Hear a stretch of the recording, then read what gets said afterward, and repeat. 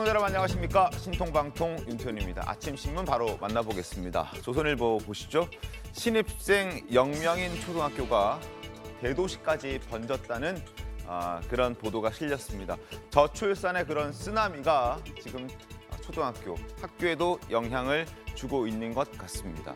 부산과 인천을 포함한 전국 147곳에서 지금 폐교를 결정했습니다. 그리고 조금 전 사진에 모습이 잠깐 비춰졌는데 서울 광진구에 있는 화양초등학교, 지금까지 40년 동안 학교를 유지해왔고 졸업생이 4,000명이 넘는 졸업생을 배출했던 화양초등학교가 이제 문을 닫게 됐다는 소식도 전해졌습니다. 다른 지역뿐만 아니라 서울에서도 이런 일이 벌어지고 있다. 그리고 지난해보다 26곳이나 급증했고 경북이 최다인 것으로 지금 집계가 되고 있습니다.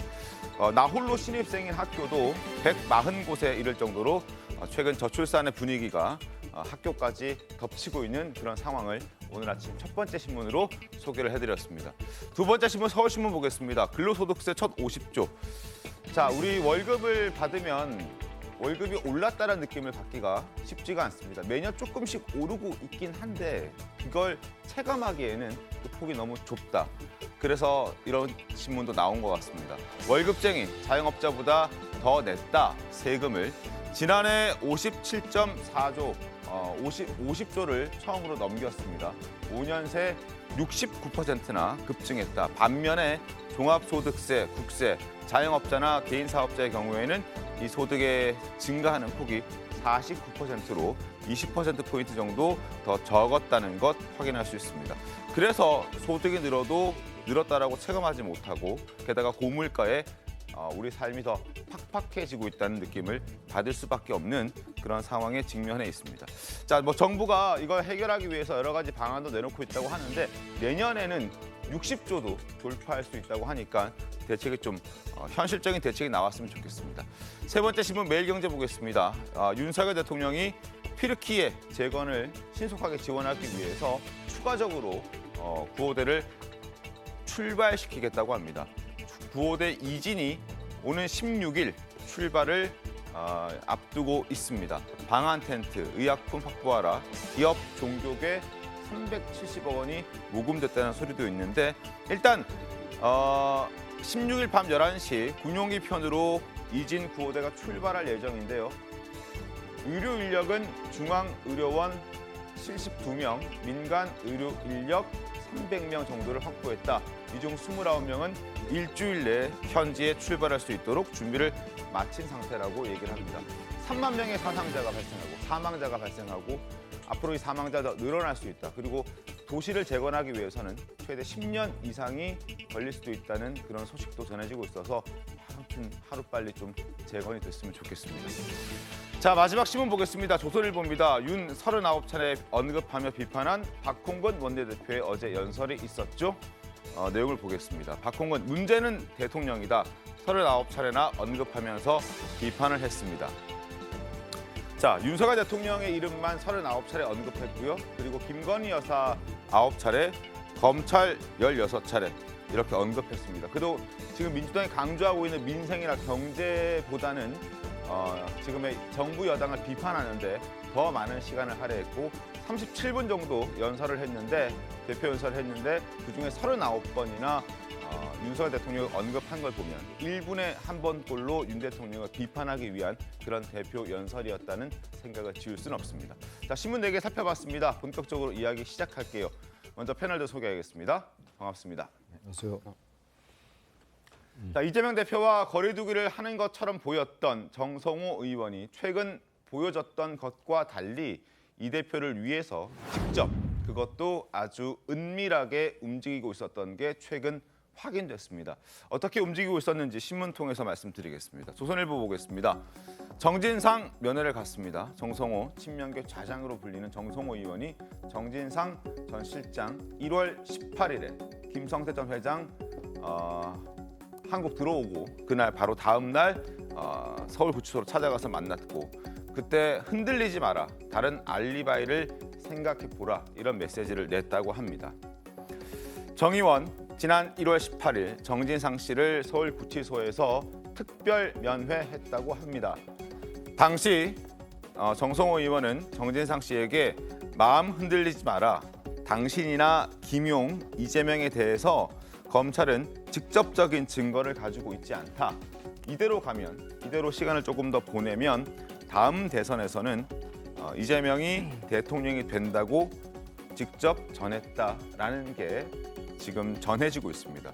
이뿐만이 아니라 정성호 의원은 지난해 12월 9일에는 김용전 민주연구원 부원장도 서울구치소에서 특별 면회를 했다고 합니다. 이때도 김용전 부원장에게 알리바이가 중요하다는 취지의 말을 했던 것으로 전해지고 있습니다.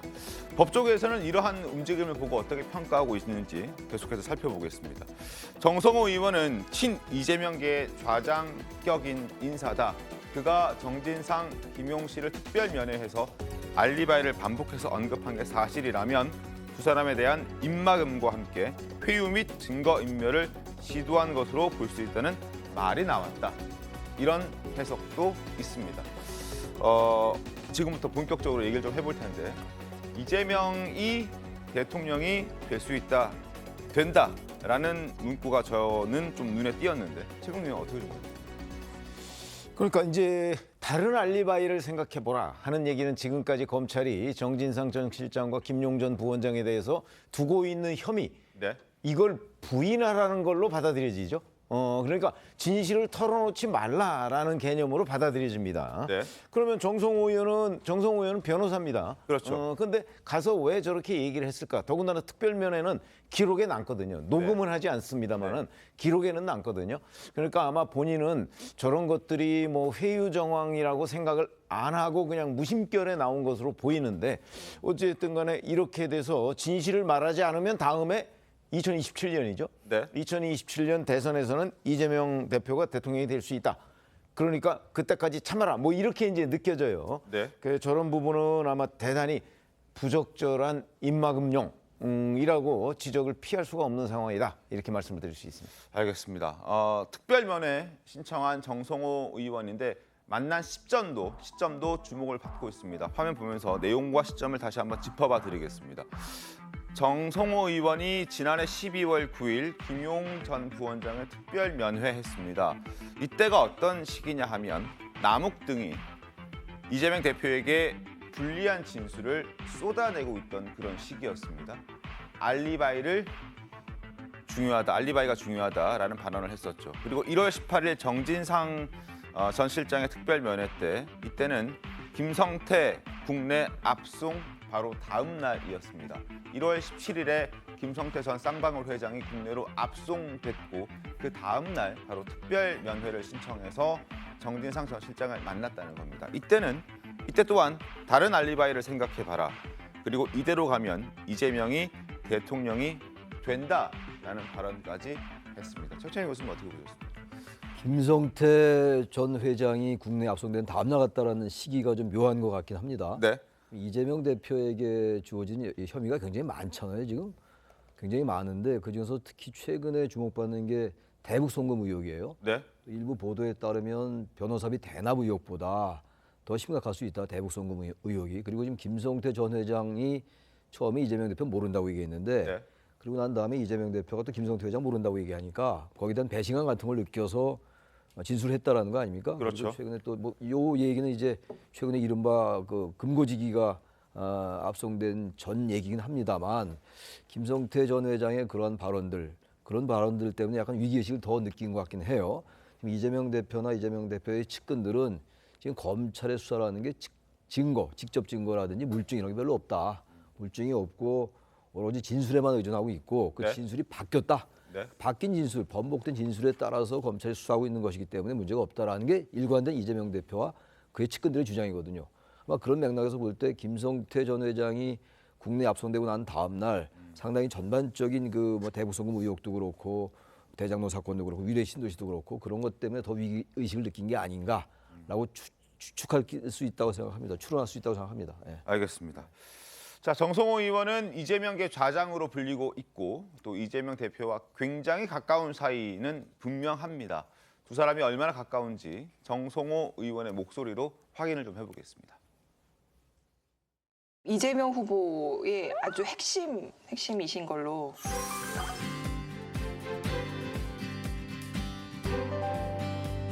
뭐 저하고는 친했죠. 저하고는 같이 연선해서 그 모임을 같이 했기 때문에 제가 이재명 후보하고 문자를 주고받다가 딱 그 반응하는 시간, 또 반응하는 문자의 수 이런 거 보면은 내 좋은 애에 대해서 기분 나쁘구나 아니구나 이걸 알 수 있습니다. 이게 완전 최측근이 완전 절대 서두르지 말고 차분하게 얘기해라. 말 한마디 한마디 조심하시는 게 좋겠다 얘기를 하면 후보가 저한테 하는 얘기가 형이나 조심하라고 이렇게 자, 두 사람의 인연을 잠깐 제가 또 설명을 드리도록 하겠습니다. 친 이재명계 좌장 정성호는 누구일까? 일단 이재명 대표와 36년 지기 호영호재하는 사이입니다. 조금 전 들으셨듯이 형이나 조심해라 하고 얘기할 정도로 굉장히 가까운 두 사람입니다. 사법연수원 18기 동기로 인연을 맺기 시작했고 비밀조직 노동법 학회로 인연을 계속 이어갑니다. 두 사람은. 그리고 수료 후에 각자 인권 변호사로 활동을 합니다. 그리고 경기도지사 선거 대선에서 이재명 대표를 위해서 정성호 의원은 캠프 총괄 역할도 마다하지 않았습니다. 자, 이렇게 가까웠던 정성호 의원이 최근 이 대표의 사법 리스크와 관련해서는 선을 긋는 듯한 모습을 보여주기도 했었습니다. 일단 그 모습 잠깐 보겠습니다. 본인의 문제이기 때문에 본인이 나가서 그 대응하는 게 맞겠죠, 그게. 이 문제를 가지고 이재명 당대표가 나서 갖고 당을 갖다 뭐라고 할까 움직여 갖고서 대응을 한다면 좀 문제가 있겠죠. 이재명 당대표 사안에 관련해 갖고서 지속적으로 저희가 장외에서 국회 밖에서 싸우는 건 저는 뭐 바람직하지 않다고 보고 있고요. 거리 두기를 하는 것처럼 공개적으로는 연출을 하고 뒤에서는 또 은밀하게 직접 도왔다고 봐야 될 것 같은데 특히나 정진상, 김용 두 사람을 구치소까지 찾아가서 특별 면회를 직접 했다는 부분에서 충분히 그렇게 볼 수 있는 정황은 될 것 같습니다. 과연 그렇다면 김현주 대변인님 무엇을 노리고 정성호 의원은 이렇게 행동을 했을까요? 어떻게 보면은 현역 의원으로서 만약에 저렇게 회유하려는 의도가 있었다면은 굉장히 좌시할 수 없는 사태다. 저는 이제 그렇게 생각을 합니다. 그야말로 진정한 친명 좌장으로서의 역할을 하려고 했던 것이 아닌가 여겨지고요. 뭐 영화 제목에도 있듯이 은밀하게 그렇지만 위대하게 뭔가 노린 것이 아닌가 이제 이런 생각이 드는데 이것은 철저히 어떻게 보면은 뭐 좋게 말하면 이중적인 것이고 나쁘게 말하면 위선적인 것이죠. 저는 이 장면을 보면서 이제 두 가지 장면이 떠올랐는데요. 우선은 그 남욱 변호사가 전에 그렇게 얘기한 적이 있습니다. 대통령한테 줄 대는데 20억이면 싸다고 생각을 했다라고 얘기한 적이 있거든요. 그렇기 때문에 지금 김용 전진상 두 사람이 이제 구속이 되어 있는 상태에서 가서 증거 없으니 입만 다물고 있으면 이 다음 대통령은 이재명이 된다. 이렇게 하면서 이제 회유하려고 했던 것이 아니냐라는 생각이 들었고요. 그리고 유동규가 전에 이제 압수수색 당할 때 왜 그 김용 정진상 두 사람이 통화를 하면서 그 전화를 버려라. 그래서 실제로 버렸잖아요. 그리고 뭐 쓰레기라도 먹고 병원에 입원해라 이런 조언까지도 했었다고 하지 않습니까? 그러니까 일종의 이런 조언을 했던 사람들이 그 최측근이 구속되고 나니까 이 사람들한테 그 두 사람의 역할을 지금 실제로는 정성호 의원이 하고 있는 것이거든요. 과연 이게 온당한 일인가 하는 것은 국민 여러분들이 평가하시지 않을까 생각이 됩니다. 알겠습니다. 그리고 정성호 의원 지난해 이런 말도 했습니다. 지금 검찰이 정진상, 김용이 이재명 대표의 정치적 공동체라고 이야기를 하자 그렇지 않다. 심부름꾼에 불과하다. 이렇게 이재명 대표와 이 두 사람의 관계를 평가절하하기도 했었습니다. 당신 목소리 잠깐 들어보겠습니다. 오히려 김용 정진상은 정치적 공동체라기보다도 이재명 당대표의 시장 또는 도지사 때 그 심부름하던 참모들이었죠. 그들과 어떤 뭐 정치적 목적을 같이 해오는 지향했던 그런 정치적 관계는 아니라고 저는 생각합니다. 그러니까 오히려 소위 말하면 심부름꾼이었죠, 사실요. 심부름꾼에 불과한 그 두 사람을 좌장이라고 이재명계의 좌장이라고 평가를 받는 정성호 의원이 직접 만났다? 그러면 심부름꾼이 아니라고 봐야 되는 거 아닙니까? 박준호 위원장님 어떻습니까? 저는 일반 국민들께서 납득이 안 되는 말씀이라고 저는 생각을 하고요. 네. 이제 실질적으로 거기서 심부름을 했던 남욱 유동규가 이제 적극적인 진술을 하면서 이제 실질적으로 거기서 핵심 멤버였던 뭐 정진상, 김용, 이재명이 정치적 공동체가 아니라는 것을 계속 끌어내기 위한 이야기인 것 같고요. 네. 사실 그 가운데 있는 김만배가 그 남욱과 유동규를 통해서 모든 심부름을 다 했던 것이고 정치적 공동체는 이재명, 김용, 정진상 이렇게 3명이었다. 이것은 누구나 다 알고 있는 내용이니까요. 이것도 국민들께서 잘 아실 거라 생각합니다. 그렇기 때문에 직접 정성호 의원이 이 두 사람을 뭐 시차는 있습니다만 지난해 12월 9일과 올해 1월 18일에 직접 그것도 특별 면회로 은밀하게 찾아갔던 것 아닌가 하는 의심을 지울 수는 없습니다. 자, 서재현 대변인님, 일단 정성호 의원 행동이 민주당에서는 어떻게 좀 보십니까? 그러니까 자연스러운 이렇게 과정이고 정성호 의원 또 통상적인 면회를 이렇게 각색해서 어떻게 보면 범죄를 덮기 위해서 뭐 알리바이라는 자극적 용어를 써가면서 하는 것 자체에 대해서 본인 스스로도 좀 불쾌하다, 이게 좀 애잔하다라는 표현을 하신 건데 그 12월과 1월인데 그 중간에 12월 14일에 정성호 의원이 대구에 직접 방문해서 강연한 적이 있는데요. 그때도 동일한 말씀을 하신 것이 저 두 분은 이재명 대표를 대통령 만들기 위해서 누구보다 헌신했고 그리고 지금 언론에서 본인을 자꾸 이재명 대표와 선긋기 하는데 본인은 그런 것이 없고 오직 이재명 대표를 위해서 열심히 하는 것이 아니라 본인과 그 이제 당을 위해서 열심히 하시고 쓴말도 한다. 그러나 그 신뢰관계는 변함이 없다라는 이야기를 하신 거거든요. 그리고 계속 그 앵커님도 그렇고 우리 김현주 부대변인도 말씀하시기를 은밀하게 위대하게지만 그게 상식적으로 정말 위대하게 한다라는 것은 은밀하게 한다는 것은 좀 안 맞다. 왜냐하면 정말 좀 가정적으로 말씀드리자면 정말 사건을 은폐한다고 이렇게 가정하더라도 정성호 의원이 자장이라고 하는데 그게 본인이 직접 여러 가지 그 얼굴을 드러내면서까지 직접 면회를 해서 이렇게 한다는 게 그게 과연 은밀하게 일 것인가. 그 부분은 국민들도 조금 약간 가우뚱할 수도 있지 않을까 하는 개인적인 생각을 가져봅니다. 알겠습니다. 뭐 그 부분은 뭐 그렇게 생각할 수 있는데 말씀하십시오. 네. 지금 그 김용 정진상에 대해서 특별 면접을 신청한 사람은 정성호 의원이 유일합니다. 네네. 각기 뭐 변호사 접견 포함해서 70회, 120회 면접 신청이 이루어졌다고 하는데 유일하게 정성호 의원만 특별 면접을 신청을 했어요. 이런데도 그 의도가 없다고 얘기하시는, 은밀하지 않다고 얘기하시는 것은 이 숫자상 데이터상으로 보기에도 조금 문제가 있다고 봅니다. 알겠습니다. 우선 상식적으로 생각을 해봐야 될 것 같은데 네. 정성호 의원은 뭐 단순하게 친명계의 좌장을 떠나서 중진이잖아요. 네. 중진인데 민주당의 중진이 지금 이른바 본인이 얘기했던 심부름꾼이라고 하는 사람들을 만나러 간다? 그게 뭐 법률적인 측면을 떠나서 어떤 면에서 볼 때 뭐 정성호 의원으로서야 이재명 대표가 혐의가 벗겨지는 게 당연히 좋겠죠. 네. 그런 말 하는 건 뭐 충분히 이해할 수 있는데 직접 면회를 가서 그것도 특별 면회를 가서 얘기한다? 그건 납득되지 않고요. 또 하나 문제가 정진상의 공소장에는 정치적 동지, 정치적 공동체란 말이 나오거든요. 네. 이재명 대표와. 근데 뭐 심부름꾼이다라는 말도 이해가 안 가고 저는 그래서 아무튼 지금 정진상과 김용 이 사람들은 지금 입을 안 열고 있는데 김만배도 마찬가지고 다른 이제 대장동 일당들은 다 입을 열고 있단 말이에요. 김성태 전 회장 제가 아까 말씀드렸습니다만 김성태 전 회장도 심경의 변화가 좀 생기는 것 같고 근데 지금 가장 핵심은 역시 김용과 정진상 이 두 사람이 어떤 진술을 하느냐가 가장 중요하거든요. 네네. 아무리 직접 증거나 물증이 없다 하더라도요. 진술이 일관되거나 네. 구체적인 게 증거로 채택될 수 있는 거거든요. 아마 그런 점에서 나름대로 가서 만나야 된다는 생각을 한 게 아닌가라는 게 저의 생각입니다. 예. 네.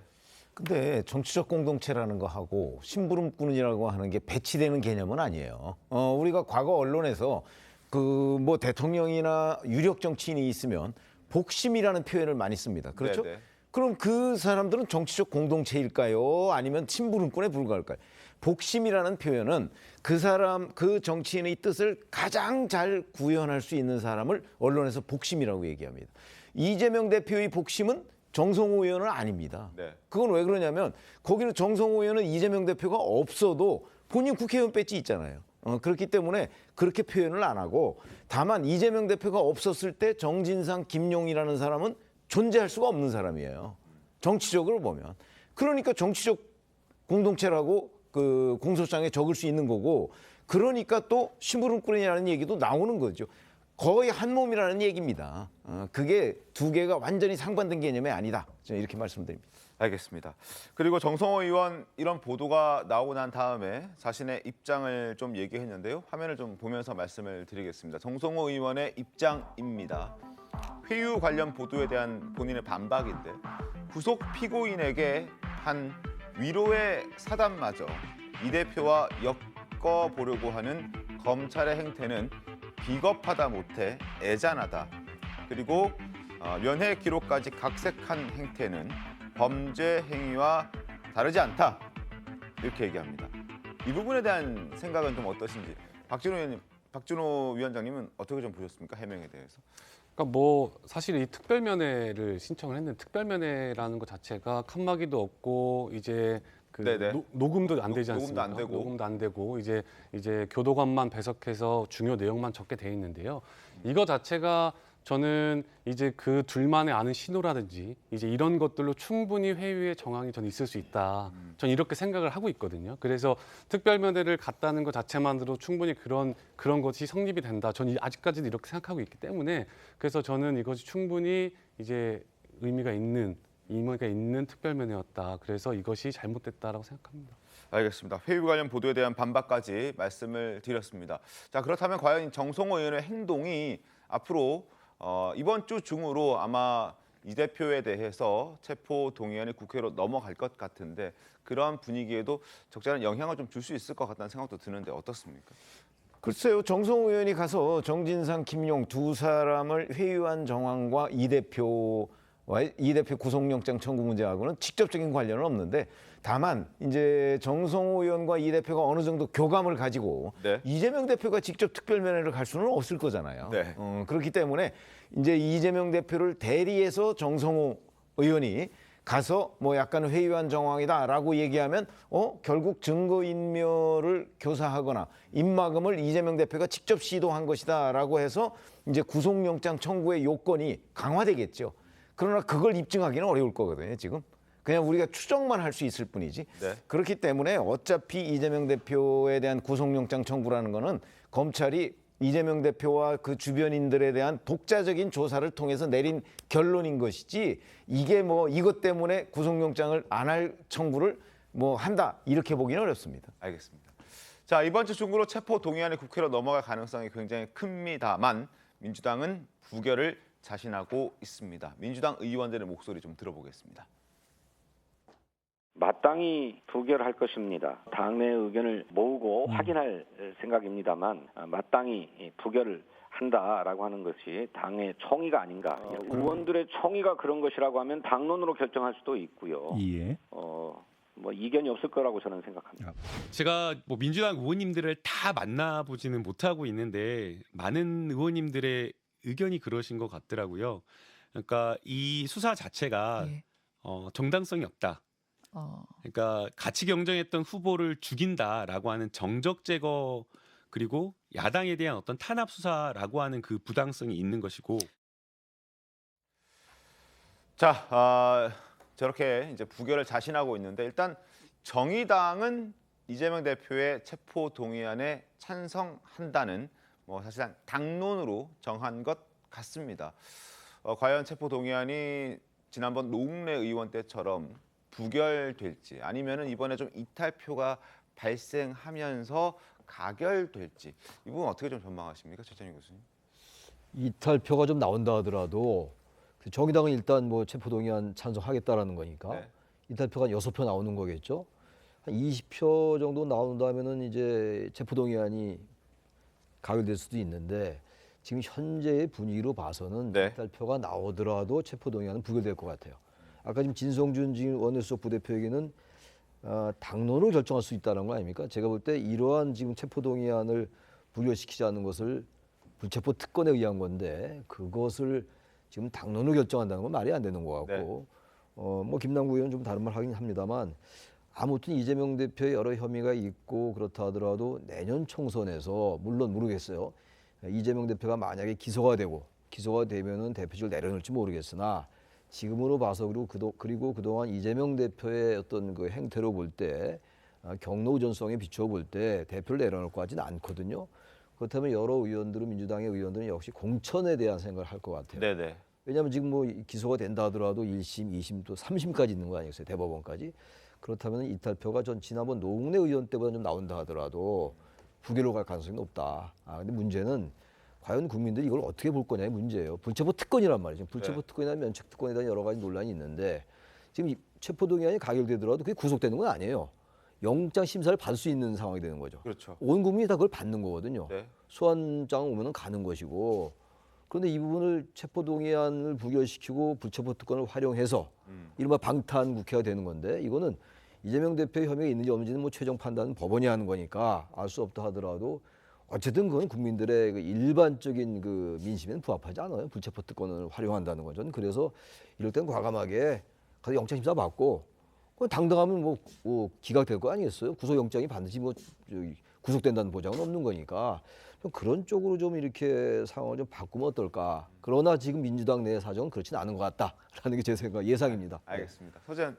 그러니까 지금 이게 이재명 당대표, 뭐 여당, 야당, 검찰, 사법부, 법원 이게 각자 입장이 다 달라요. 그래서 이게 고차 방정식이다. 제가 어떤 말씀을 드리냐면은 민주당 내에서도 이게 위기이기 때문에 의도적으로 부결 가능성이 높죠. 그러나 이재명 당대표가 한 77%로 당대표가 됐기 때문에 이론적으로 그러면 23%는 이재명 당대표를 지지하지 않는다고 가정을 하면 이게 숫자적으로 169석이니까 대략적으로 한 30명이 이탈한다고 보게 되면 이게 부결이 아닌 가결이 될 수도 있는 상황인데 이 부분에 있어서 야당은 지금 현재 야당의 문제, 대통령실과 본인 스스로의 문제 이것을 방탄하면서 어떻게 보면 이재명 당대표를 이용하기 때문에 의도적으로 야 이게 부결을 시켜야 되는데 이런 정치적인 목적을 하는 분도 계실 거라 생각을 하고 그리고 취지와 목적에 대해서는 이게 아무리 범죄 혐의가 있더라도 국회의원을 이렇게 그리고 야당 대표를 이렇게 쉽게라기보다는 증거 불충분한데도 불구하고 불구속 상태로 수사함에도 불구하고 꼭 굳이 구속해야 되냐는 어떤 의원의 300명의 개개인의 판단이 뒤섞이는 문제 그리고 검찰 입장에서는 지금 계속 곽상도 50억이 무죄가 나왔기 때문에 곽상도 의원이 국민의힘 의원이었지 않습니까? 그러면 이것이 혹시나 이게 또 정쟁으로 또 정치검찰이라는 또 공격을 받는 의미 그리고 혹시 검찰이 이렇게 불구속해달라고 요청을 했을 때 가결이 됐을 때 법원은 그럼 어떻게 할 것인가? 이 부분에서 추가적인 증거가 없는 상태에서 이걸 야당 대표를 떠나서 이게 그러면 가결을 시켜야 될지 부결시켜야 될지 이 여러 가지 안들이 입장이 다 다르기 때문에 그래서 지금 저는 검찰 입장에서도 정성호 의원이 어떤 증거 조작을 했다 뭐 아니면은 이번 주에 구속영장을 청구할 수도 있을 것이다라는 여론을 한번 확인하는 정도의 알겠습니다. 관점도 있지 않을까 생각하는 겁니다. 죄가 있다면 뭐 야당 대표 할아버지라도 일단은 뭐 처벌을 받아야 되는 그렇죠. 건 맞는 불구속 거죠. 수사해도 되는 것이죠. 그렇죠. 그리고 추가 증거가 지금 뭐 없다 이렇게 말씀하시는데 그 부분은 뭐 공개된 바가 없기 때문에 있는지 없는지 저희도 모르는 내용이고 그리고 과거 노웅래 의원 때 체포 동의안 때 한동훈 법무부 장관이 국회 가서 이러저런 얘기를 하지 않았습니까? 그때 뭐 부스럭거리는 소리, 뭐 돈 봉투를 주고받는 소리 이런 얘기들 구체적으로 뭔가를 설명했음에도 불구하고 당시에 부결시켰고 그걸 또 어떠한 뭐 거짓이다는 식으로 얘기를 했던 게 민주당이었는데 이번에도 아마 체포 동의안이 넘어가면 한동훈 법무부 장관이 가서 얘기를 할 텐데 그때 구체적으로 뭔가를 얘기했을 때 그럼 그걸 받아들일 마음의 준비는 돼 있습니까 민주당은? 당연히 되어 있죠. 말씀드렸지만 구속영장 그렇게 쉽게 치는 것이 아니라 그 구체적인 제목이나 증거를 아마 더 추가로 한다면은 이것을 국회의원을 설득해야 되지 않습니까? 그럼 추가적인 증거, 예를 들어 녹취가 나왔던 거나 사진이 추가적으로 나와서 어떤 혹은 428억이라는 저수지가 있다는데 저수지에 대한 그렇다면 그때 주소, 가서 피의사실 공표라고 반박하진 않으요 그래도 그거는 사실은 받아들여야 되는 것이죠. 왜냐하면 우리가 그동안 민주당이나 대다수는 아니지만 일부 국민들이라 칩시다. 그에 대해서 이게 검찰이 수사에 대한 과욕 그리고 굳이 구속해서 수사를 해야 되냐는 의문도 있기 때문에 그것을 불식시키기 위해서는 피해 사실 공표라고 하는 기존에 계속 해왔던 검찰의 행태이기 때문에 이에 대한 비난보다는 야당 대표를 어떻게 보면 정치 검찰이라는 어떤 오명을 벗기 위해서라도 그리고 국회의원들이 이것을 부결이 아닌 가결하기 위해서는 좀 더 피해 사실 공표라는 비난을 받더라도 추가적인 증거, 동영상, 녹취 같은 것이 있으면 그게 이제 의원들이 그 이제 판단을 달리하는 것이죠. 알겠습니다. 과연 이번에는 어떻게 민주당이 판단하고 결과를 내놓을지 한번 지켜보도록 하겠습니다. 자, 다음 주제 가겠습니다. 민주당 김건희 특검을 강력하게 주장하고 있는 그런 상황이죠. 정의당조차 이재명 대표 사법 리스크를 덮기 위한 방탄용 특검이라고 비판하고 있지만 민주당은 아랑곳하고 있지 않습니다. 자, 이정미 정의당 대표와 조종훈 시대전환 대표의 목소리를 좀 들어보겠습니다. 민주당의 계획입니다. 정의당은 정의당의 판단을 갖는 것입니다. 검찰이 그런 수사를 진행할 의사도 없다라는 것이 확인된다면 그때 국회가 판단할 일이다. 이렇게 저희들이 보고 있습니다. 김건희 여사 특검을 추진하는 건 정치적 의도를 뒷받침하기 위해서 각종 법리들을 갖다 붙이고 있는 상황이라고 생각해요. 이재명 대표의 검찰 소환 뉴스 줄이겠다는 전략이 아닐까 싶습니다. 자, 정의당 어떤 입장인지 신문 좀 보겠습니다. 조선일보 보시죠. 이재명 불체포 특권 포기하고 영장 심사 받아라. 그리고 이정미 대표 얘기했던 것처럼 이재명 대표는 과거 경선 과정 그리고 대선 과정에서도 불체포 특권 포기를 하겠다라고 약속을 했습니다. 약속 지켜라 이런 거죠. 정의당의 입장은. 그리고 정의당 대표도 체포 동의안 찬성한다. 그리고 민주당 내부에서는 이거 생각보다 세게 나와서 사실 좀 당황스럽네라는 입장도 나오고 있습니다. 김창인 청년 정의당 대표 얘기를 좀 더 확인을 해보죠. 자, 빨간 밑줄 친 부분 보겠습니다. 민주당이 과거 문재인 정부에서 윤석열 당시 검찰총장을 임명할 때 김 여사 관련 의혹을 대신 해명하고 감쌌다라는 부분을 지적했습니다. 2012년 당시에 이제 19년도에 그때 윤석열 검찰총장을 임명할 때 당시 국민의힘의 전신 의원들이 이 부분을 지적했는데 그때 민주당은 오히려 윤석열 대통령을 감쌌다는 거죠. 자기 편일 때는 방탄이고 다른 편일 때는 탈탈 털어서 끝장 보자는 것. 그리고 이에 민주당은 끔찍한 진영 논리에 대한 반성부터 하라. 그걸 실천하는 간단한 방법은 이재명 체포 동의안에 대한 찬성 당론을 채택하는 것이다. 이런 지적까지 나왔습니다.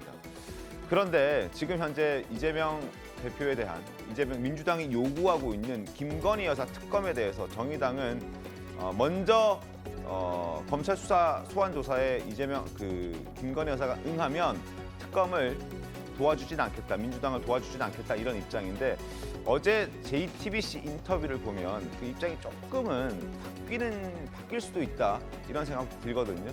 만약에 그걸 김건희 여사가 받아들이지 않고 소환 조사에 응하지 않는다면 2월 말 3월 초까지는 시한을 줄 수도 있지만 그 이후에는 민주당의 손을 잡아줄 수도 있다.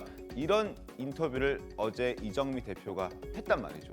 과연 정의당이 끝까지 갔을 때 어떻게 움직일까 궁금해지는데 기초의원님께서 어떻게 보십니까? 그래서 일각에서는 네. 사실은 김건희 여사 특검을 정의당이 지금 반대하는 게 아니고 네. 지금 현 시점에서 신중론 이렇게 얘기를 하고요. 일정 시점이 지나서 이제 찬성할 수도 있다. 이런 밑자락을 까는 것 아니냐 이렇게 얘기를 하고 그러면 어느 시점에 찬성하느냐. 정의당이 원하는 바를 민주당이 맞춰줄 때. 그 가장 대표적인 게 요새 노란돈 봉투법이라고 하는 거 제정이죠. 그 문제를 만약에 민주당이 동의하겠다라고 하면 자기들도 이 김건희 여사 특검법에 동의하겠다는 것 아니냐. 이렇게 지금 언론에서 분석을 하고 있거든요. 저도 그 가능성이 꽤 있을 것으로 보입니다. 자, 그렇게 되면 이제 정의당은 그렇지 않아도 과거 공수처법이나 아니면 연동형 비례대표제를 도입하기 위한 선거법이나 이런 데 패스트트랙 사태에서 이제 민주당 그쪽에 섰다가 사실 오늘날 정의당이 지금 새 출발을 해야 된다 이런 굉장한 어려움을 겪고 있죠. 저는 그 근본적인 원인이 거기에 있다고 보거든요. 그런데 또다시 이 김건희 여사 특검법이나 이런 문제, 주가조작 특검법이 이런 걸 가지고서 뭔가 그 민주당 쪽과 거래하는 듯한 모습을 보이는 것이 정의당이 새 출발을 하는데 과연 도움이 될까? 저는 일반 국민들이 평가하리라고 생각을 합니다. 알겠습니다. 자, 2019년으로 한번 시계를 돌려보죠. 신문 좀 보겠습니다. 정의당이 2019년도 조국 사태와 지난해 검수완박 때 민주당에 동조한 뒤에 대선과 지방선거에서 참패했습니다. 이후 재창당 작업에 착수했다. 그래서 정의당 관계자가 옳지 않은 사안에서 민주당과 정치적 목적으로 협력하는 그런 실수를 반복해서는 안 된다는 인식이 당내에 깔려 있다라는 얘기를 했습니다. 본인들도 잘 알고 있을 겁니다. 당시에 연동형 비례대표제와 검수완박을 묶어서 이렇게 정치적 딜을 하려다가 뒤통수를 제대로 얻어맞은 적이 있습니다. 그 아픔이 아직도 있을 텐데 그래서 아마 이번에는 김건희 여사 특검에 대해서 다소 좀 부정적인 입장을 오랜 기간 견지할 수도 있다라는 전망이 나왔지만 그것 또한 달라질 수도 있을 것 같다 이런 얘기들도 나오고 있습니다. 자, 정의당의 신중론에도 민주당은 김건희 특검 드라이브를 걸고 있습니다. 박홍근 원내대표 어제 국회 교섭단체 연설에서 김건희 여사를 9번이나 언급하면서 추진 의지를 거듭 밝혔는데 목소리 한번 확인해 보겠습니다. 김건희 여사 앞에서만 작아지는 윤석열 검찰. 김건희 여사 주가 조작 의혹은 새로운 증거가 쏟아져도 모르쇠로 일관합니다. 검찰과 재판부, 대통령실이 삼위일체 가려 김건희 고하기에 나섰습니다. 김건희 여사 주가 조작 개입 의혹은 차고 넘칩니다. 남은 길은 특검뿐입니다. 민주당은 국민의 뜻에 따라 김건희 여사의 주가 조작 의혹에 관한 국민특검을 반드시 관철하겠습니다. 박홍근 원내대표의 김건희 특검 요구에 국민의힘은 여당 시절 수사할 때로 다 해놓고 이제 와서 특검을 요구한다. 그것도 박범계 법무부 장관이 전 법무부 장관이 지금 의원이 돼서 그런 얘기를 한다라면서 웃음이 나왔다라고 주호영 원내대표는 얘기했습니다. 들어보겠습니다. 김건희 여사 주식 관련 사건은 민주당 정권 시절에 얼마나 많이 파헤쳤습니까? 더구나 박범계 의원이 법무부 장관으로 있을 때 수사할 대로 해놓고 이제 와서 특검하자고 박범계 의원이 들고 있는 거 보니까 저는 참 웃음이 나왔습니다. 김현주 대변인님, 그러니까 그때 추미애 법무부 장관도 수사 지휘권 발동하면서 윤석열 당시 검찰총장의 수사 지휘권을 빼앗고 1년 넘는 시간 동안 이거를 수사하지 않았습니까? 그때 생각이 나는데 그때 충분히 수사했다라고 저희는 생각했는데 그게 부족했나 봅니다. 어떻게 좀 보세요? 그렇죠. 박범계 장관 하에서도 그 친정부 성향의 그 검찰 네. 이정수 지검장을 포함해서 이분들이 1년 넘게 수사를 하고 결론이 난 사안에 대해서 지금 와서 특검을 하자고 하는 것이 이게 이제 명분상으로도 맞느냐 하는 지적이 분명히 있을 수밖에 없는 것이고요. 그리고 내용상으로 보더라도 얼마 전에 그 1심 판결이 나왔잖아요. 네. 그 주범도 집행유예형을 받았습니다. 그러니까 이 정도 사안의 중대성에 특검을 도입하자는 것이 맞느냐. 그리고 형식적인 면에서도 아무리 특검법 발의해 놨어도 이게 법사위 통과하려면 법사위원장이 지금 국민의힘 김도읍 의원이잖아요. 그렇죠. 그러니까 그런 면에서도 그렇고 또 패스트 트랙을 태우려고 하더라도 재적 의원 5분의 3, 180석 이상의 동의가 있어야 되는데 지금 뭐 정의당 입장도 있습니다만 과연 그것을 확보할 수 있느냐.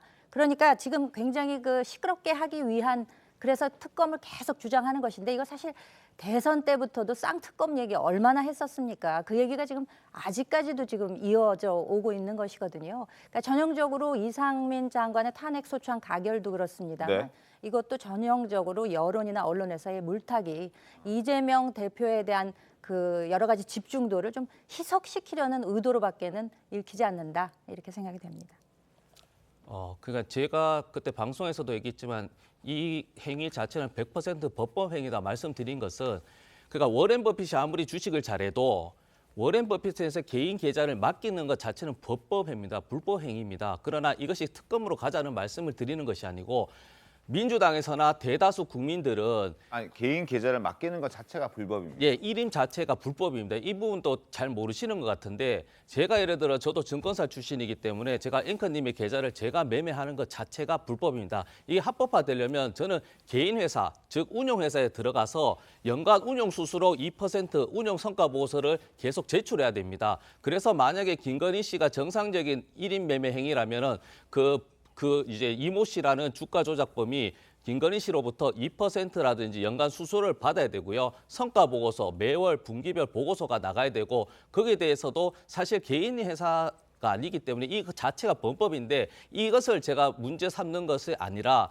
이것을 떠나서라도 법원에서는 그걸 문제 삼진 않았던 것 같아요. 그것도 보면 법원에서도 검찰에서도 이런 정상적인 매매 행위, 수수료라든지 이런 부분에서는 증명할 수는 없다라고 이제 판시가 돼 있습니다. 그래서 이 부분 한번 언론에서도 한번 취재를 해보시면 좋을 것 같고요. 제가 말씀드리는 것은 수사를 안 한다는 겁니다. 김건희 여사가 죄가 있다라고 단정짓고 구속시켜야 되고 감옥에 보내야 된다는 말씀을 드리는 것이 아니라 감옥에 안 갈 만큼의 어떤 행위 자체가 불법성이 없다가 아니고 죄질이 나쁘지 않다라는 수사 결과나 수사 진행 자체가 되지 않기 때문에 저희는 특검이라도 해서 김건희 여사가 맨날 여당에서 야당 대표를 공격할 때 떳떳하면 나가서 수사받으면 되지 않냐라는 거지 않습니까? 그래서 그 논리로 김건희 여사가 떳떳하다면 수사를 받고 종결 처리하면 됩니다. 무혐의 처리를 하면 된다. 그런데 그것도 안 하는 것이다.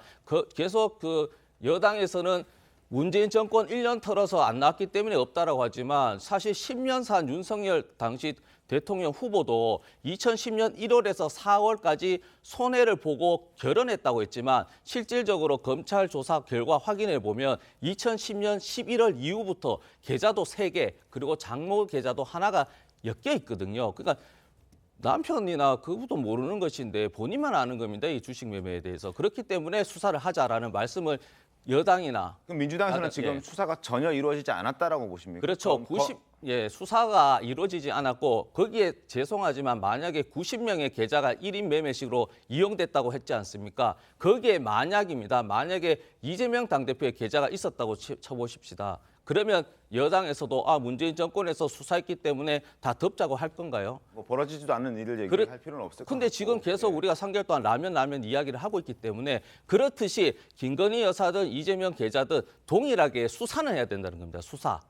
알겠습니다. 수사를 안 했다라고 말씀하시니까 김건희 여사의 계좌가 관여됐고 했는 것이고 300번 넘게 이렇게 이용됐고 설명이 됐는데도 그것 또한 불구하고 수사로 밝혀진 내용이잖아요. 그러니까 제가 말씀드린 본인이 단순 가담인지 아니면 계좌를 진짜로 지인을 통해서 빌려준 것일 뿐인지 혹은 그 조작 그 범인들 간에 2명에서 주문 거래가 있었는데 김건희 여사의 계좌에 몇 초 이내에 주식 그 도이치모터스 3,300억 8만 전 이런 것들이 정확하게 일치하기 때문에 그러니까 이게 어떤 건지 설명을 들어야 되는 거잖아요. 그건 뭘로 밝혀진 건지 참 되묻고 싶긴 한데. 네. 아니 그 수사를 했잖아요. 네. 그러면 1년 1개월 본격적으로 수사한 게 1년 1개월입니다. 그리고 2020년 12월 3일에 발표를 했다고 제가 그랬죠. 주가 조작 관련해서. 근데 그 수사를 했어요. 근데 지금 말씀하신 대로 저는 뭐 복잡한 건 잘 모르겠고 제가 뭐 증권 관련해서 아는 것도 아니고 그러나 그런 문제가 있다면 불법이고 뭐 그렇다면 최소한도 그 91명의 투자자가 있었습니다. 최소 그중에 157개 계좌를 활용했다는 건데 문제가 있다면 왜 안 불렀죠? 문재인 정부 검찰에서 김건희 여사를 당시에 부르기 위해서 수사를 했던 거 아닌가요? 근데 왜 안 불렀습니까? 그러니까 그거는 자꾸 윤석열 정부 검찰한테 물어볼 일이 아니고 문재인 정부 검찰한테 왜 못 불렀는지를 물어보면 해결이 될 거라고 봐요. 지금 민주당에서 그 문재인 정부 검찰에 한번 물어보시죠. 뭐 왜 그때 못 불렀는지. 그렇게 되면 저는 문제가 깔끔하게 해결되는 것 아닌가요? 수사를 안 했다는 건 얘기가 안 되는 거고 그건 기록에다 남아 있으니까. 네. 저도 증권 안 해봐서 잘 모르겠는데 김건희 여사가 권오수 전 회장에게 계좌를 맡겼을 때 말이죠. 맡길 때 계좌를 맡겼다는 거 아니에요? 계좌를 맡기는데 맡길 때 이 자신의 계좌가 주가 조작에 이용될 거라는 사실을 알았느냐 몰랐느냐가 중요한 것 같아요. 근데 아직은 지금 김건희 여사가 주가 조작에 자신이 맡긴 계좌가 권오수 전 회장도 이른바 작전 세력에 의해서 주가 조작에 이용될 거라는 사실은 모르는 것 같아요. 몰랐던 것 같고. 근데 지금 문제는 김건희 여사 특검에 관련된 얘기인데 김건희 여사 특검을 해야 된다는 여론이 높더라고요 또. 그러니까 국민들이 이런 면이 있어요. 지난 문재인 정권 때 김건희 여사에 대한 수사가 충분히 이루어졌다 하더라도 그 논리가 맞죠. 김건희 여사에 대한 수사가 문재인 정권 때 이루어졌는데 그때 별 문제가 없었으니까 당연히 현 정권의 그 여권 사람들은 문제가 없으니까 당신들이 그렇게 한 거 아니냐고 얘기할 수 있는데 논리적으로 그렇다는 얘기입니다. 그럼에도 불구하고 과도하게 이제 그 민주당을 지지하는 사람들이나 이재명 대표를 지지하는 분들은 이재명 대표에 대한 수사는 광범위하고 속도도 빠르고 그런 상황에서 김건희 여사에 대한 여러 가지 의혹이 여전히 있음에도 불구하고 저는 소환도 조차 하지 않는다. 우리 서 대변인 말씀처럼 그런 인식은 분명히 있긴 있어요.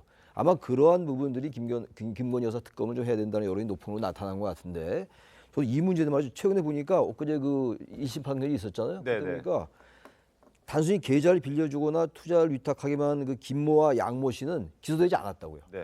그러나 이제 거래에 가담한 이제 손모 씨는 기소가 됐고, 근데 어쨌든 김 씨와 양 씨는 조사는 받았거든요. 그러니까 김건희 여사에 대한 이런 얘기가 있으면 검찰이 한 번쯤은 조사하는 것도 지난 정부 때 조사를 충분히 받았다 하더라도 그건 전 일리가 있는 것 같아요. 왜냐하면 국민들이 중도층 유권자들이 그래 김건희 여사에 대한 수사가 너무 없는 게 아닌가 그런 여론이 있는 것만은 분명하거든요. 그런 면에서 볼 때 검찰이 물론 충분히 균형 맞춰서 하겠습니다만 검찰 수사가 좀 균형을 맞출 필요는 있다. 그 말씀 제가 드리고 싶습니다. 알겠습니다. 저는 김건희 여사에 대한 수사가 충분히 이루어졌다 이렇게 생각을 하는데도 한 건을 가지고도 기소를 못한 상황에서 계속해서 지금 이야기를 꺼낸다는 것은 이제 이재명 리스크에 대한 희석이다. 이재명 방탄을 하기 위한 이제 분산을 위한 것이지 이것이 다른 이야기는 절대 아니다. 그래서 김건희 여사에 대한 조사가 이루어졌음에도 불구하고 뭐 조사가 하나도 이루어지지 않았다 이런 내용들은 전혀 국민들께서 납득하기 어려운 이야기라고 저는 생각합니다. 알겠습니다. 민주당 입장에서 김건희 여사에 대한 수사가 미진했다라고 생각할 수는 있을 것 같은데 그렇다고 해서 수사가 없었다 이렇게 표현하시는 건 다소 좀 과거 수사지휘권 발동해서 장시간 수사했던 건 아마 국민들 기억하고 계실 테니까 그렇게 표현하는 것은 다소 좀 국민들이 받아들이기에도 이해가 되지 않을 수도 있다. 예, 뭐 발언권 달라 하니까 짧게 드리겠습니다. 네, 그러니까 이제 수사가 이제 없었다고 한 것은 정정하겠습니다. 수사가 미흡했다라고 좀 이렇게 이야기하고요. 말씀드렸지만 방탄을 위해서 이재명 방탄을 위해서 김건희 특검을 하자는 게 절대 아닙니다. 이게 민생과 연결돼 있다. 저도 생계를 유지하기 위해 주식 투자를 하지만 주식 투자자가 천만입니다. 그러나 정보 획득에 대해서 차별화가 있으면 안 되는 것이거든요. 그것이 투자자의 어떻게 보면 공정한 투자의 원칙이기 때문에 이것을 자꾸만 이재명 대표의 방탄으로 엮는 것에서는 절대 동의할 수 없다는 말씀드립니다. 알겠습니다. 한번 상황 좀 지켜보고 뭐 하여튼 계속 좀 예의주시하도록 하겠습니다. 국민의힘 상황으로 이야기를 이어갈까 합니다. 자, 국민의힘 윤석열 대통령은 최근 경제를 강조하면서 대한민국 1호 영업사원이라고 여러 번 언급해왔던 거 아마 많은 분들 기억하실 겁니다. 대한민국 1호 영업사원 윤석열 대통령의 새로운 명함이 공개가 됐다고 합니다. 화면 보겠습니다. 자, 이게 대한민국 1호 영업사원이 여기 새겨져 있는 윤석열 대통령의 명함이 새롭게 이제 공개가 된 겁니다. 대한민국 1호 영업사원, 환하게 웃고 있는 윤 대통령 보이고요. 한국시장은 열려 있고 제 집무실도 열려 있습니다. 이렇게 얘기를 했습니다. 윤석열 대통령 지금 이제 인스타그램, 유튜브 그리고 주소도 저렇게 찍혀 있는 걸 확인할 수 있습니다. 1호 영업사원을 강조해왔던 윤석열 대통령, 과거에도 이런 모습들 많이 들으셨을 텐데 목소리 직접 좀 확인해 보겠습니다. 저부터 대한민국 1호 영업사원으로 신발이 닳도록 뛰고 또 뛰겠습니다. 첫째도 경제, 둘째도 경제, 셋째도 경제입니다. 공직이라는 생각보다 기업의 영업부서나 기획부서의 직원이라는 생각을 가지고 그렇게 일을 해야 된다고 생각합니다. 그게 가장 멋진 공무원입니다. 여러분들도 공무원들 상대할 때 야 이건 좀 갑질이다 싶은 게 있으면은 바로 알려주십시오. 그거는 저한테 직접 전화 주셔도 좋고. 자, 몇 번이고 경제를 강조하고 있는 윤석열 대통령의 모습 좀 확인했습니다. 시중 은행들을 향해서도 경고의 메시지를 냈습니다. 최근에 은행들이 퇴직금, 명예퇴직자들에게 평균 6억에서 7억 원 정도, 많게는 10억 원 가까운 돈을 지급했다라는 그 기사를 보고 윤석열 대통령도 약간 화가 난 것 같습니다. 고금리 고통 큰데 은행은 돈잔치 하냐? 말이 되느냐? 국민들이 납득할 수 있겠느냐? 이런 얘기를 하는 겁니다. 그리고 은행은 공공재적인 성격이 있는 물론 민간 기업이긴 합니다만 있기 때문에 수익을 어려운 국민 그리고 자영업자, 소상공인 등에게 이른바 상생금융 혜택으로 돌아갈 수 있도록 배려하고 향후 금융시장 불안정성에 대비해서 충당금을 튼튼하게 쌓아두는 것이 적합하지 이걸 돈잔치해서는 안 된다 이렇게 얘기를 했습니다. 대통령실의 고위 관계자의 목소리를 좀 들려드리겠습니다. 대통령은 최근 은행이 예대 마진을 키워서 큰 이익을 보는 데 대한 비판 여론을 예의주시하고 있다. 은행의 공적 역할에 대한 고민이 필요하다는 게 대통령의 생각이다 이렇게 이야기를 했습니다. 이거 어떻게 좀 보셨습니까? 은행과 금융기관은요, 특히 은행의 경우에는 정부로부터 여러 가지 제도적 특혜를 받습니다. 네. 왜냐하면 그게 바로 그 대통령실에서 얘기하는 은행의 공적 역할입니다. 네. 그렇죠. 그런 많은 특혜를 받았는데 그런 특혜를 이용해서 어찌 보면 돈을 굉장히 많이 벌었어요. 그런데 자기 직원들끼리 다 나눠 갖고 사회에 공적 기여를 안 한다. 그렇게 되면 그 특혜도 우리가 주면 안 되는 거죠. 저는 그런 관점에서 이제 윤석열 대통령이 얘기를 했다고 보고요. 그러니까 특혜를 받는 만큼 그 특혜에 대한 사회에 반환을 해야 될 의무가 저는 은행에 있다고 보고. 네. 그러니까 자기네들끼리 지금 뭐 돈을 많이 벌었으니까 우리가 저 퇴직자한테 뭐 퇴직금을 예를 들어서 10억을 준다 이러는데 뭐 관여하지 말라. 그렇다면 특혜도 반납해야 된다. 저는 그런 생각입니다. 네. 이 민주주의라는 게 말이죠. 우리가 네. 흔히 이제 정치적 민주주의 얘기를 많이 한단 말이에요. 지금도 우리 그 얘기를 하고 있는데 민주주의라는 것은 정치적 민주주의만 있는 것이 아니고 경제 민주주의도 있어요. 경제 민주주의. 그게 이른바 이제 헌법 119조의 경제 민주화라는 건데 한때 뭐 경제 민주화가 얼마나 뜨거운 논쟁거리였어요. 그렇습니다. 네. 근데 아무튼간에 은행의 공공적인 성격은 분명히 있는 겁니다. 있는 것이고 기업도 마찬가지예요. 기업은 완전 사적 기업이라 하더라도 은행은 또 다르긴 합니다만 그렇다 하더라도 예대마진이 너무 크고 고금리로 지금 국민들이 엄청나게 고통을 받고 있거든요. 네. 물론 금리가 높은 거는 뭐 우리나라만의 현상은 아니에요. 전 세계적인 현상이긴 합니다만 물가 때문에 그런 거니까 그렇다 하더라도 은행이 최대한도 자신들이 할 수 있는 영역 내에서 서민들의 국민들의 고통을 줄이는 방법이 있다고 생각해요. 금리가 높으니까 부동산 거래도 안 되고 있고 부동산 거래가 안 되니까 다른 여타의 연관상도 다 안 되고 있는 거거든요. 갑자기 뭐 금리를 낮출 수는 없다 하더라고요. 네네네. 지금 저렇게 6억, 7억, 10억까지 받는다? 그러면 그게 납득이 가나요? 그렇게 하면 안 되죠. 그래서 그러면서 볼 때 경제 민주주의라는 차원에서 볼 때 윤 대통령이 저런 말은 저는 당연히 맞는 말이다. 적절한 말이라고 생각해요. 그게 단순히 관치금이다라는 차원하고 전혀 다른 것이다라고 생각합니다. 알겠습니다. 자, 대통령실의 이러한 비판, 윤석열 대통령의 이런 비판의 목소리, 지적의 목소리에 과연 시중 은행들이 얼마나 응답할지 한번 기다려 보겠습니다.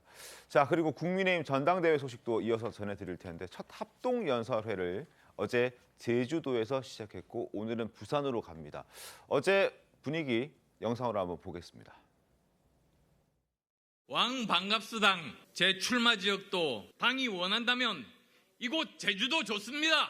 제주에서 20년 만에 총선 승리 만들어 보겠습니다.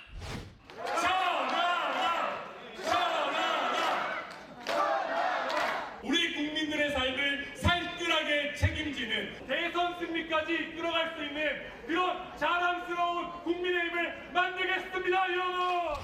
그래. 제가 반드시 책임지고 제주 신공항 만들도록 최선을 다하겠습니다. 정통 보수정당 같이 만들어 가시겠습니까? 대통령하고 손발이 척척 맞는 힘 있는 대표가 되어야 일을 제대로 할 거 아닙니까, 여러분? 제주도 현안 문제 착착 해결할 테니까 여러분 저 김기현을 찍으시겠습니까? 자, 신문 보겠습니다. 조선일보 보시죠. 뭐 저렇게 이제 공개 연설하고 난 다음에 뭐 막전 막후 이런 것들이 있었을 텐데 어찌됐든 후보들마다 서로를 좀 깎아내리고 자신을 좀 높이기 위한 노력들을 많이 하고 있습니다. 김기현 의원은 대통령과 당대표가 손발이 맞아야 뭐 할 거 아니냐. 손발 안 맞는 당대표 세워봐야 의미 없지 않느냐. 안철수 후보를 깎아내렸고 안철수 후보는 홀로 설 수 있어야지. 아니 지금 김기현 후보가 자기 힘으로 지금 당대표 후보가 된 게 맞아? 윤석열 대통령이 다 밀어주고 윤핵관이란 사람들이 밀어주니까 당대표 후보가 된 것이지 스스로 하는 게 뭐가 있냐? 이렇게 또 김기현 후보를 깎아내렸습니다. 어떻게 보셨습니까? 네, 어제 연설에서는 이제 그 당정 분리, 당정 일체에 대한 이제 시각이 좀 나뉘었던 것 같아요. 네. 이제 김기현 당대표 후보 입장에서는 당정 일체가 돼서 이제 후보랑 당대표와 이제 윤석열 대통령과의 소통을 좀 강조했고 네. 안철수 대표 후보는 이제 홀로서기. 네. 이제 혼자서 우뚝 설 수 있어야만 총선 승리를 할 수 있다. 이제 인물론을 좀 강조했거든요. 네. 근데 이제 당정 일체론에 대한 것에 대한 이제 시각이 완전 다르죠. 확연히 예. 다른 것 같습니다. 확연히 달라서 아마 오늘 연설에서도 당정 일체냐 당정 분리냐를 가지고 또 다른 신경전이 있을 거라 저는 생각하고 있습니다. 알겠습니다. 오늘 부산에서 있는데 부산에서도 뭐 뜨거운 연설이 될 것 같습니까? 어떻습니까? 네, 그렇죠. 네. 뭐 1차 컷오프 발표 나자마자 이게 조금 과열 양상이 벌어지고 있다. 뭐 과열을 네. 그렇지만 뭐 피할 수는 없지 않나라는 생각이 드는데요. 특성상. 그런데 이제 김기현 후보 같은 경우에는 줄곧 시종일관 대통령과 손발을 척척 맞힐 수 있는 후보다. 그러니까 당정대가 좀 혼연일체되는 모습을 보여줘야 되는 것이 아니냐라는 점을 강조하려다 보니까 좀 뭐 금기어라고 할까요? 탄핵이란 단어까지 이제 나왔기 때문에 이에 대한 비판적 시각이 이제 분명히 있을 수 있고 안철수 후보가 단일화 이전에 했던 얘기가 있잖아요. 뭐 대통령 잘못 뽑으면 뭐 1년 뒤에 손가락을 뭐 어떻게 해야 된다 뭐 이런 얘기 했던 것. 그리고 이제 미래 권력을 지향하고 있기 때문에 그 후보보다는 저를 선택해야 손발이 더 척척 맞을 것이다라는 점을 이제 강조한 것으로 보입니다. 그렇지만 좀 탄핵이란 단어까지 나온 것에 대해서는 좀 너무 나가지 않았느냐라는 지적도 있고요. 그래서 대통령실에서도 대통령이 선거판에 끌어들이지 말라라고 하더니 왜 아무 이야기가 없느냐라는 또 지적이 있을 수 있거든요. 그렇기 때문에 어제 또 뭐 좀 간단하기는 하지만 대통령을 좀 그 선거에는 좀 자꾸 개입시키지 말라라는 그 이야기도 이제 나왔는데 네. 어제 제주에 이어서 이제 부울경에서 과연 또 어떤 목소리들이 나올지 좀 관심이 가는 대목입니다. 네네. 당정 일체란 말이 듣기가 좋죠. 당정이 일체가 되어야 되는 게 맞아요. 그리고 집권 연대 내에서 손발이 맞아야 되는 거니까 정책 지향이나 철학이 맞는 건 맞는데 전 당정 일체란 말을 이렇게 적어놓고 이게 당과 대통령과의 관계, 대통령과 당과의 관계가 수직적, 종속적 관계로 가면 어떡하나라는 우려가 솔직히 있어요. 정치학자로서. 그러니까 당과 사실 그 대통령 그 수평 관계를 해야 돼요. 최근에 그 대통령실 관계자가 격이 다르다. 어떻게 네. 대통령과 안현연대 때 그 얘기 나왔던 거 아니겠어요? 저는 그 말도 좀 이해가 안 가고 대통령과 정당은 집권당이 대통령을 배출했거든요. 수평적 관계이면서 그러나 건강한 견제와 긴장 관계가 유지되면서 큰 틀에서 합의를 해 나가는 이런 관계가 바람직한 거거든요. 그래서 당 대표도 경선을 뽑는 거 아니겠어요? 전 당정 일체란 말을 행여나 혹이나 그래서 윤심이라는 말에 대한 부담감이 있으니까 윤심의 다른 단어가 되면 안 된다. 당과 적은 다른 개체를 해야 돼요. 다른 개체지만 큰 틀에서 협력하는 그런 관계가 돼야 된다고 생각합니다. 네. 현재 우리나라의 정치 현실로 볼 때 당정은 저는 일체가 될 수 없다고 봅니다. 그건 무슨 얘기냐면 항상 수직적 관계가 되죠. 대통령의 권한이 그만큼 막강해서 왜냐하면 노무현 대통령이 당선되자마자 왜 당정 분리 얘기를 했겠어요. 늘 당과 청와대는요 수직적 관계였습니다. 그래서 그때 언론에서 맨날 표현한 게 뭐 여의도 출장소 얘기가 나왔던 거 아니겠어요. 그런 반성하에서 당정 분리 얘기가 나온 거기 때문에 그거를 이제 다시 그 이후에 다시 당정 일체로 지금 가자는 거는 좀 너무 많이 나간 거고 당정 일체와 당정 분리 사이가 가장 바람직한 거죠. 서로 협조해서 하는 게 가장 바람직한 관계입니다. 네, 알겠습니다. 자, 황교안, 안철수, 김기현, 뭐 천하람 아마 네 사람 모두 다 절박하게 선거를 뛰고 있을 텐데 그만큼 잡음도 많이 들리고 시끌시끌합니다. 물론 뜨거워서 관심을 좀 끌기도 하는데 과연 이게 정부에는 어떤 도움이 될지도 한번 저희 좀 지켜보도록 하겠고 다음 주제로 갈 텐데요. 윤석열 정부의 퇴진을 요구하는 집회가 최근에 있었나 봅니다.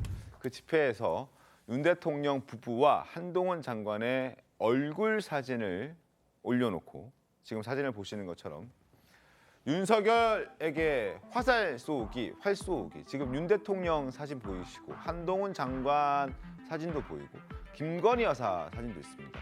저기에 얼굴을 관역 삼아 화살을 쏘게 한 건데 활을 쏘게 한 그 대상이 뭐 성인도 아니고 어린 아이에게 시켜서 활을 쏴라 이렇게 지난 주말에 한 진보 단체가 집회를 열어서 벌인 이벤트입니다. 저 이벤트 과연 시청자 여러분 어떻게 생각하시는지 한번 지금부터 궁금하고 패널들께도 여쭤볼 예정인데 신문 통해서 과연 서울신문은 어떤 의견을 가지고 있는지 보여드리도록 하겠습니다. 이게 과연 제대로 된 시민단체인가? 라는 제목의 사설에 실렸습니다. 정부의 정책을 반대하거나 퇴진 요구하는 등의 정치적 의사 표현하는 것 헌법이 보장한 국민의 권리이기 때문에 그럴 수 있는데, 그러나 집회와 표현의 자유에도 금도라는 게 있다.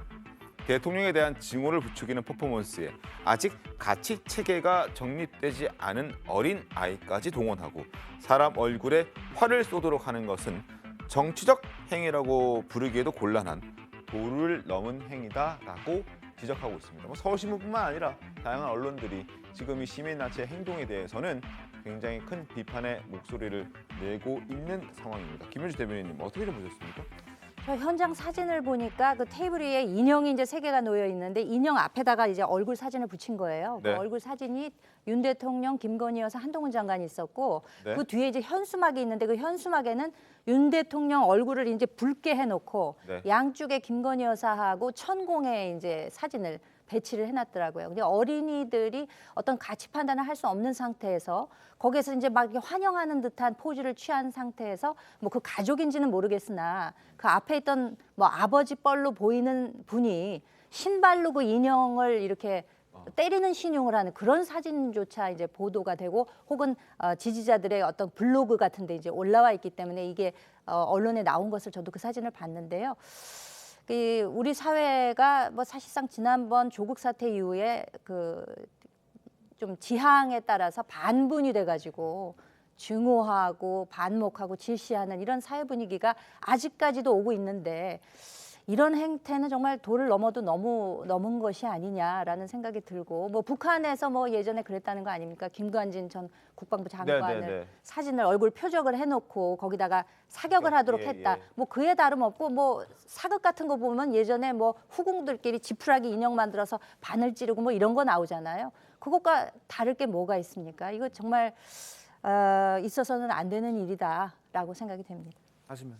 네, 저도 100% 동의하고요. 사실은 뭐 김기현 이제 여당 대표도 탄핵 이야기에서 국민들 탄핵 이야기는 자연스러운 현상이다 말씀을 드리고 그에 반해서 탄핵이 뭐 이야기하더라도 그 표현 방식이 저렇게 증오가 돼서는 부적절함을 넘어서 그 사회 악일 수도 있다. 왜냐하면 저렇게 사람을 미워하게 되면 이 감성도 대한민국도 모두 다 이제 불행한 길로 가지 않습니까? 그래서 저런 퍼포먼스를 하려면 사실은 뭐 예를 들어 뭐 계속 그 난방비 폭탄 이러니까 사실은 물폭탄을 해가지고 이렇게 좀 시원하게 해주세요라는 이런 메시지를 어떻게 보면 풍자를 좀 이렇게 증오가 아닌 어떤 위트 있는 풍자에 대한 그런 시민단체의 어떤 퍼포먼스 연출 그런 능력도 사실 기획력도 필요하거든요. 저게 아무리 취지나 배경이 있더라도 저런 행위 자체가 어떤 자기네들이 목소리를 전달하는 그 메시지는 묻혀버리기 때문에 시민단체에서도 이런 현상에 대해서는 정말로 깊이 있게 자성하고 차후에는 여야를 떠나서 이런 행위가 절대로 있어서는 안 된다는 생각을 가지고 있습니다. 알겠습니다. 뭐 이제 진보 시민 단체로 보여지는데 민주당에서도 좀 잘 그거는 민주당을 떠나서라도 그렇게 해서는 안 되는 것이고 말씀드리지만 표현의 방식이 저건 아니다라는 것이죠. 알겠습니다. 네. 진보 시민단체로 부를 수 없어요. 이런 단체는 진보적 가치 이런 게 어디 있습니까? 정당이라는 게 상대를 그리고 상대 진영을 경쟁자로 인식을 해야 되는 것이지 이거 완전 적으로 인식하는 애니미로 인식하는 거거든요. 이거 자꾸만 촛불 행동을 뭐 진보 단체라고 얘기하는데 언론도 이 촛불 행동에 대해서 진보 단체라는 표현 쓰면 안 됩니다. 잘못된 단체일 뿐이에요. 이런 행동을 하는 것에 근거해서 드리는 말씀입니다. 알겠습니다. 자, 다음 신문 소개해드리겠습니다. 신문 보면서 말씀드리죠. 중앙일보 보시면 대통령 관저 이전에 천공 개입설과 관련해서 경찰이 부승찬 전 국방부 대변인에게 이야기를 했 것으로 알려져 있는 남영신 전 육군 참모총장을 조사했습니다. 다만 민주당이 주장하고 있는 그 폐쇄회로 CCTV 영상을 공개하라 뭐 이런 얘기도 그때 민주당이 했던 것 같은데 거기에 대해서는 확인을 못했다고 합니다. CCTV 지난해 3월 공간 CCTV 영상이 확인이 좀 어려운 상태다 이렇게 얘기가 나오고 있는 것 같더군요. 자, 부승찬 전 대변인의 목소리부터 다시 한번 확인 좀 해보겠습니다. 남영신 전 총장의 그 발언을 그렇게 100% 확신하세요? 저는 확신하죠. 왜냐하면 군 특수성이라는 게 있고 보고 체계가 있지 않습니까? 사성 장군한테 그리고 육군의 수장한테 보고가 올라왔는데 그거를 어떻게 확신하지 않을 수 있겠습니다. 이걸 남영신 총장이 알게 됐지 않겠습니까? 그 뒤 혹시 연락을 해온 적은 있습니까? 없습니다. 그게 만일 거짓이었으면 아마 총장께서 저한테 전화 와서 난리를 치지 않았을까 하는 생각도 듭니다. 자, CCTV는 아직 못 받고 그리고 남영신 전 참모총장만 일단 조사를 한 상태입니다. 그 이후에도 뭐 조사가 차근차근 좀 진행이 되겠죠? 어떻습니까? 그렇죠. 근데 이제 남영신 전 총장은 기자들하고 그 전화해서 사실은 본인이 말할 수 없다고 얘기를 했잖아요. 그런 점으로 보면 아마 경찰 조사에서도 얼마나 그 본인이 사실대로 얘기를 할지 그런 부분은 불분명합니다. 그래서 이게 그 CCTV 얘기도 지금 계속해서 뭐 확보하기 어렵다고 얘기가 나오는 거 보면 과연 진상규명이 되겠는가 하는 의문도 없지 않습니다. 서전 대변인 어떻습니까? 그러니까 저도 얘기했지만 이게 진실은 모르는 것이잖아요. 그런데 가장 중요한 게 여당도 그렇고 야당도 했던 게 CCTV입니다. CCTV 공개하면 된다고 하는데 지금 대통령실에서는 CCTV가 뭐 어떤 이유인지 모르겠지만 공개 자체가 어렵다라고 하게 되면 또 어떻게 보면 다른 의혹, 또 새로운 의혹이 아니라 다양한 생각으로 추측성 의혹이 있기 때문에 이 부분은 사실은 저 천공에 관련이 떠나서라도 예를 들어 간첩이 넘어왔을 수도 어떤 사항의 범죄자가 대통령을 어떤 위해하려 하는 목적이 있다면 CCTV는 당연히 그거는 증거 자료라든지 안보의 문제, 보안의 문제 이런 걸 다 떠나서라도 필요한 것인데 대통령실 자체에서 CCTV 공개 자체가 확보 자체가 어렵다고 하는 것 자체가 저는 또 다른 의혹을 또 불식하는 게 아니라 더 제기하고 확대하는 것이 아닌가 해서 좀 우려스러운 면은 좀 분명히 있습니다. 알겠습니다. 대통령실에서 CCTV 영상을 확인하기 어렵다, 확보하기 어렵다라고 얘기한 것이 아니라 서울경찰청 관계자가 이제 그렇게 얘기를 했다는 부분 바로 잡고 오늘 마무리하도록 하겠습니다. 잠시 뒤에 돌아오겠습니다. 오늘 준비한 신통방 여기까지입니다. 내일도 신통하게 돌아오겠습니다. 고맙습니다. I heard you got arrested in the street.